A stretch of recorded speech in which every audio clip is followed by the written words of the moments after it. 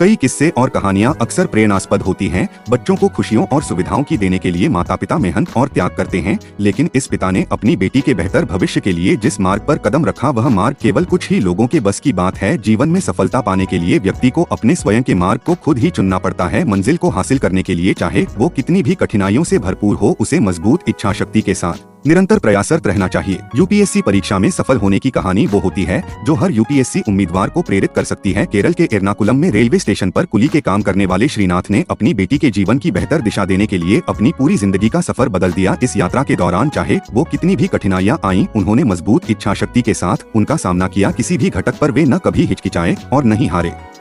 जानिए कुली से आईएएस अधिकारी बने श्रीनाथ की सफलता की कहानी। अपनी बेटी के लिए जीवन को बदल दिया।